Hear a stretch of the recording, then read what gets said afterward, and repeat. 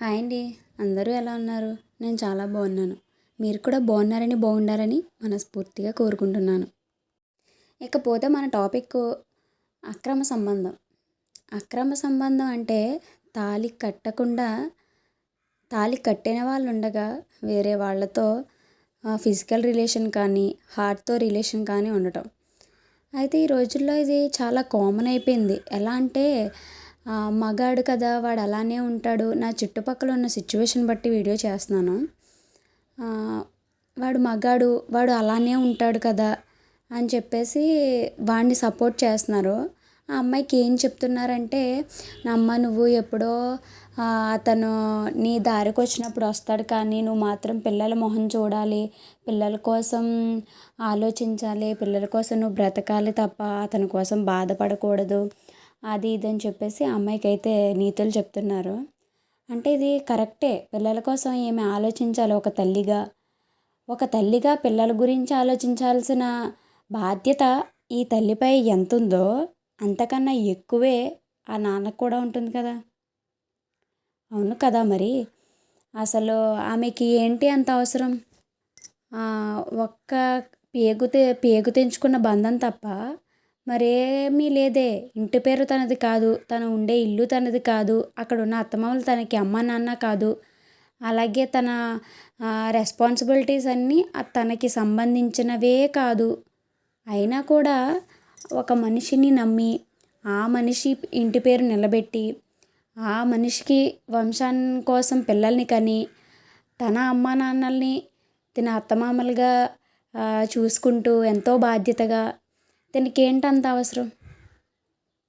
ఈమెకి ఎలా అయితే నీతులు చెప్తున్నారో అవన్నీ మర్చిపోయిన పిల్లల కోసం ఉండాలి అని వాడికి కూడా లాగి ఒకటి పీకి నువ్వు ఈమెతోనే ఉండాలి, ఈ పిల్లల కోసమైనా నువ్వు అలాంటి పనులు చేయకూడదని ఆ చెత్తనా కొడుకు ఎందుకు చెప్పలేకపోతున్నారు?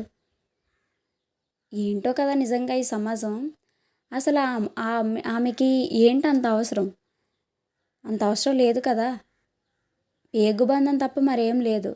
మరి పేగుబంధం అయితే తనకి ఆ పిల్లలు పుట్టడానికి కారణం తను కూడా కదా, అతను కూడా కదా. అతను లేకుండా పుట్టలేదు కదా. మరి ఇతనికి ఎంత ఫ్రీగా ఉండాల్సిన స్వేచ్ఛనివ్వాల్సిన అవసరం ఏముంది?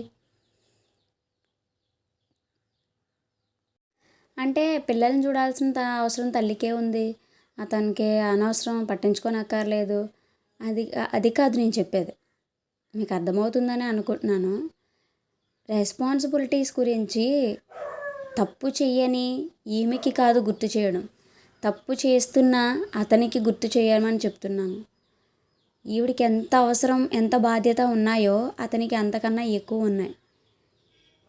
అవి తనకి గుర్తు చేయకుండా తనకి దారిలోకి తీసుకురావడానికి తనకి నీతులు చెప్పడానికి ప్రయత్నించకుండా ఎస్తమాను నువ్వు పట్టించుకోకూడదు, నువ్వు ఇల్లు ఇదిలో పెట్టకూడదు, నువ్వు గోల చేయకూడదు అన్నీ ఈమెకే ఎందుకు చెప్తున్నారు? అసలు నాకు అర్థం కావట్లేదు.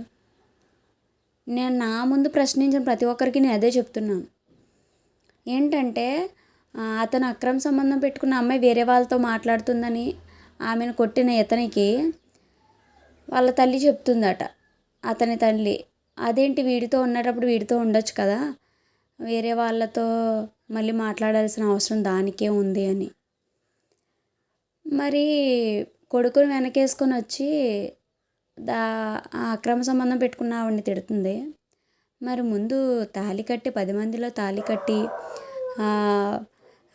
అగ్నిసాక్షిగా మంత్రాల సాక్షిగా నీ కలకాలం తోడుగా ఉంటానని మంత్రాల సాక్షిగా చెప్పిన తర్వాత దీంతో ఎడ్డం మానేసి కట్టుకున్న దాంతో ఎడ్డం మానేసి వేరే వాళ్ళతో అక్రమ సంబంధం పెట్టుకోవాల్సిన అవసరం ఏముందిరా అని ఆ తల్లి ఆ కొడుకుని ఎందుకు అడగట్లేదు? చాలా విచిత్రమైన రోజులు నడుస్తున్నాయండి. నిజంగా మనుషులు నమ్మాలంటే కూడా భయం వేస్తుంది.